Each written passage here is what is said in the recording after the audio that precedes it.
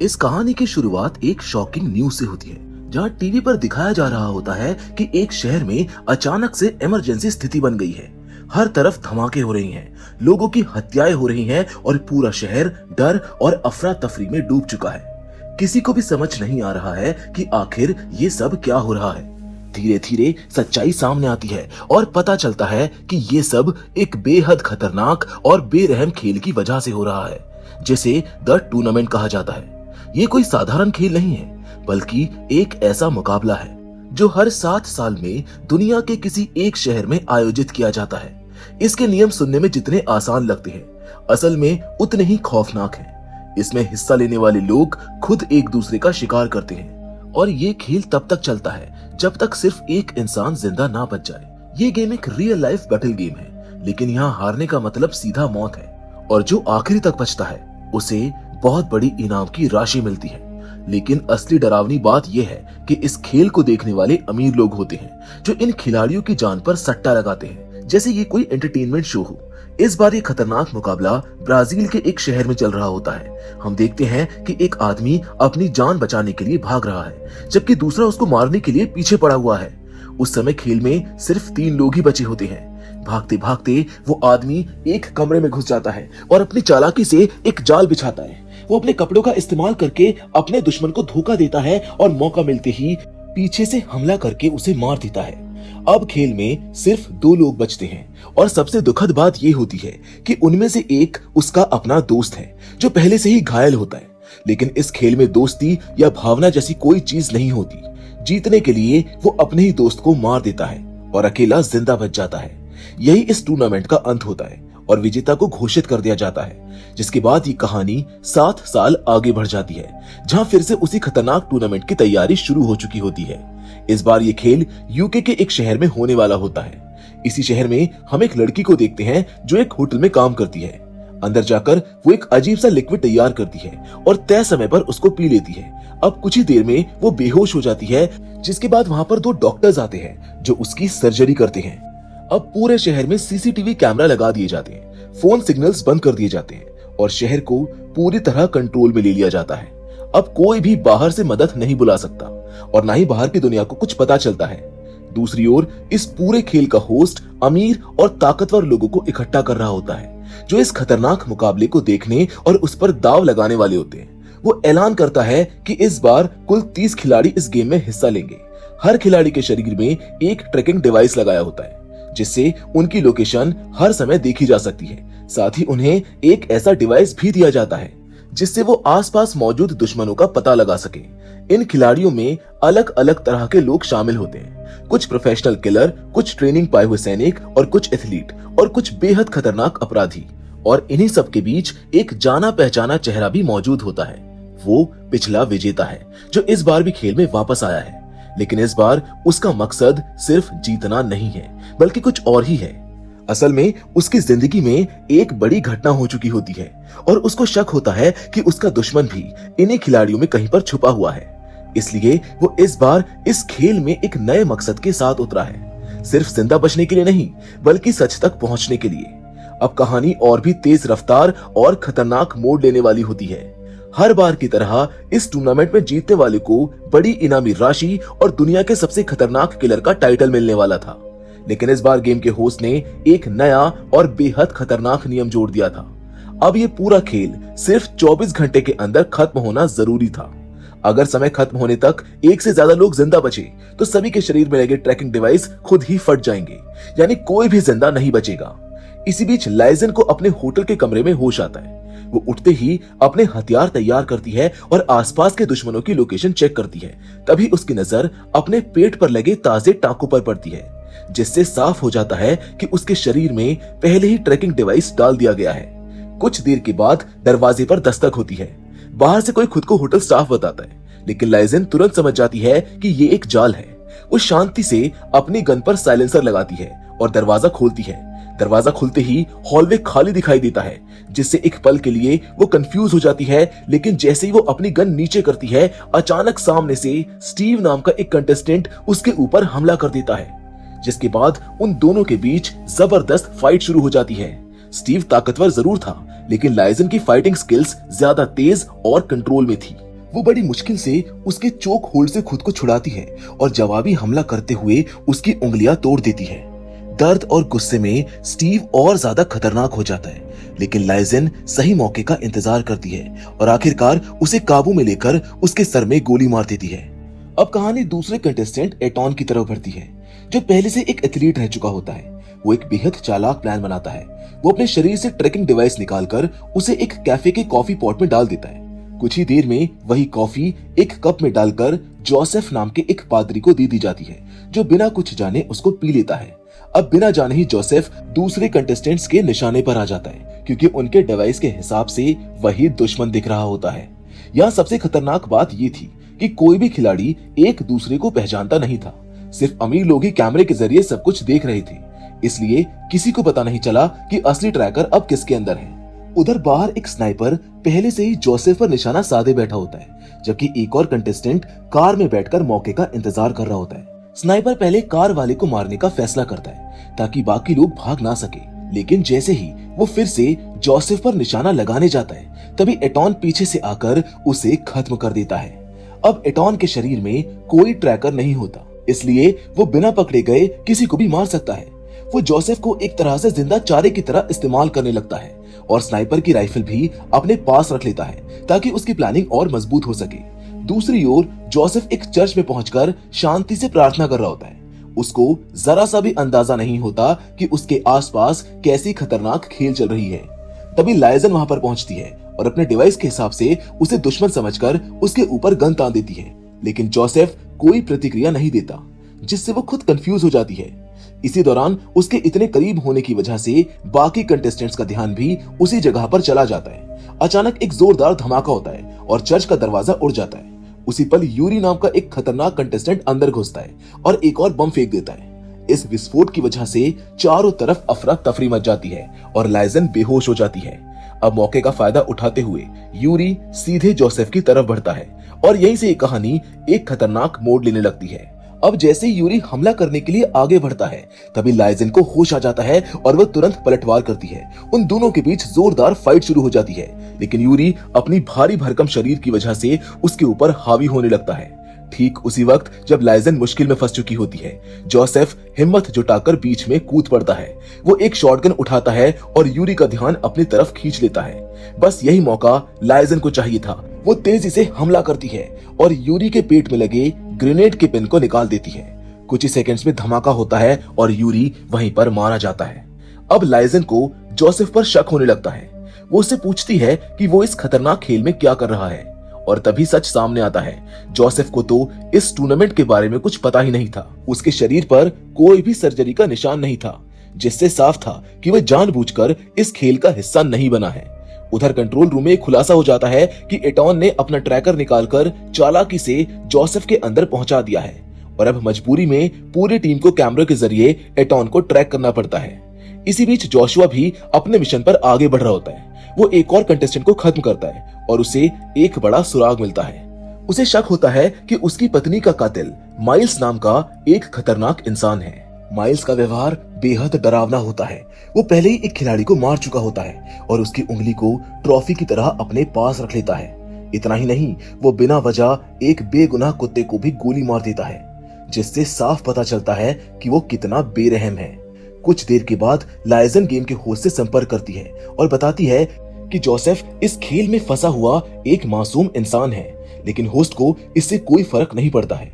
वो साफ कह देता है कि अगर जोसेफ के अंदर ट्रैकर है तो उसे भी बाकी खिलाड़ियों की तरह इस खेल को खेलना होगा। तभी अचानक एक और हमलावर अपनी गाड़ी से सीधे लाइजन और जोसेफ को कुचलने की कोशिश करता है, लेकिन लाइजन तुरंत प्रतिक्रिया देती है और टायर पर गोली मारकर गाड़ी को पलट देती है। इस बीच जोसेफ, जो अभी भी पूरी सिचुएशन को समझ नहीं पा रहा होता, उस औरत को बचाने के लिए उल्टी गाड़ी के पास चला जाता है। वो उसको बाहर निकालने की कोशिश करता है, भले ही उसकी अपनी जान खतरे में हो, लेकिन आखिरी वक्त पर लाइजन उस हमलावर को खत्म कर देती है और उसको बचा लेती है। इसके बाद लाइजन जोसेफ को पूरे टूर्नामेंट की सच्चाई बताती है। अब तक जोसेफ को समझ आ चुका होता है कि वो कितनी बड़ी मुसीबत में फंस चुका है। उधर होस्ट उसे आधिकारिक तौर पर कंटेस्टेंट घोषित कर देता है। ये सुनकर जोसेफ घबरा जाता है और अपने शरीर से ट्रैकर निकालने की कोशिश करने लगता है। तभी एक पुलिस वाला वहां पर आता है। जोसेफ को लगता है कि अब वो बच जाएगा, लेकिन असल में वो पुलिस वाला भी एक खिलाड़ी ही होता है। अब जैसे ही वो जोसेफ पर बंदूक तानता है, लाइजन बिना देर किए उसको मार गिराती है। इसी बीच एटॉन लगातार जोसेफ के सिग्नल का पीछा कर रहा होता है। अब क्योंकि जोसेफ आधिकारिक तौर पर खिलाड़ी बन चुका है, इसलिए वो उसका सीधा निशाना बन जाता है। जब जोसेफ एटॉन को देखता है तो उसको सब समझ आ जाता है कि कैफे में पी गई कॉफी ही उसके शरीर में ट्रैकर पहुंचाने का जरिया बनी थी। हालात को समझते हुए लाइजन उसे तुरंत कार में बैठाकर वहां से निकल जाती है और किसी तरह वो दोनों एटॉन से बचकर निकल जाते हैं। दूसरी ओर एक नाइट क्लब में माइल्स के आसपास कई कंटेस्टेंट खड़े होते हैं। सब एक दूसरे को घूर रहे होते हैं। यहाँ माहौल इतना तनावपूर्ण हो जाता है जैसे किसी भी पल में विस्फोट हो, और फिर अचानक माइल्स बिना चेतावनी के हमला कर देता है। कुछ ही सेकंड्स में कई लोग मारे जाते हैं, जिनमें ज्यादातर को वो खुद खत्म करता है। लड़ाई के बाद क्लब में सिर्फ कुछ ही लोग बचते हैं। तभी वहां पर जोशुआ पहुंचता है और बेहद तेजी से बाकी सभी को खत्म कर देता है। अब सिर्फ माइल्स बचता है। जोशुआ उससे अपनी पत्नी के बारे में सच पूछता है, लेकिन माइल्स मना कर देता है। तभी अचानक एक औरत पीछे से आकर जोशुआ पर हमला कर देती है। इस मौके का फायदा उठाकर माइल्स उसको गोली मार देता है और वो बेहोश हो जाता है। जब जोशुआ को होश आता है तो वो खुद को बंधा हुआ पाता है और माइल्स उसके सामने खड़ा होता है। वो एक खतरनाक मुस्कान के साथ अपनी बेरहमी दिखाता है, यहाँ तक कि वो उसकी उंगली भी काट देता है, जिसके बाद वो उसको एक ऐसा सच बताता है जो इस पूरी कहानी को पलट देता है। वो कहता है कि तुम्हारी पत्नी को मैंने नहीं बल्कि लाइजन ने मारा था। अब कहानी अपने सबसे बड़े इमोशनल और खतरनाक क्लाइमेक्स की तरफ बढ़ने लगती है। सच जानने के बाद जोशुआ शांत रहने की कोशिश करता है। वो कहता है कि मरने से पहले इंसान की एक आखिरी इच्छा तो पूरी होनी ही चाहिए, मुझे थोड़ी शराब पिला दो। माइल्स भी उसे इसकी आखिरी ख्वाहिश समझकर मान जाता है, लेकिन जैसे ही माइल्स लाइटर जलाता है उसी पल जोशुआ चाल चलता है और शराब आग पर थूक देता है। देखते ही देखते आग भड़क उठती है और माइल्स उसमें फंस जाता है। इस मौके का फायदा उठाकर जोशुआ अपनी बंधी रस्सियों को पास पड़े स्क्रू पर रगड़कर खुद को आजाद कर लेता है। हालांकि माइल्स वहां से किसी तरह बचकर निकल जाता है, जिसके बाद जोशुआ एक बड़ा फैसला लेता है। वो एक फ्यूल टैंकर ट्रक पर कब्जा कर लेता है। अब उसके पास खोने के लिए कुछ नहीं बचा था, इसलिए वो सीधे लाइजन के पीछे निकल पड़ता है, जो जोसेफ के साथ शहर के बाहर जाने की कोशिश कर रही होती है ताकि ट्रैकर का सिग्नल कमजोर हो जाए। इसी बीच बाकी कंटेस्टेंट्स भी एक दूसरे का शिकार करते रहते हैं। कुछ देर के बाद लाइजन एक गैस स्टेशन पर रुकती है और जोसेफ को एक दवा देती है जिसे वो अपने शरीर से ट्रैकर निकाल सके। लेकिन तभी अचानक माइल्स वहां पर पहुंच जाता है। लाइजन उसको पकड़ लेती है और खत्म करने के लिए तैयार हो जाती है, लेकिन जोसेफ उसको रोकता है और कहता है कि बुराई को बुराई से खत्म मत करो। ये पूरा सीन अमीर लोग बड़े ध्यान से देख रहे होते हैं और तभी अचानक माइल्स के शरीर में लगे डिवाइस से तेज अलार्म बजने लगता है। दरअसल होस्ट ने उसका ट्रैकर एक्टिवेट कर दिया होता है, क्योंकि ऑडियंस ने फैसला कर लिया था कि अब माइल्स को जिंदा नहीं छोड़ना।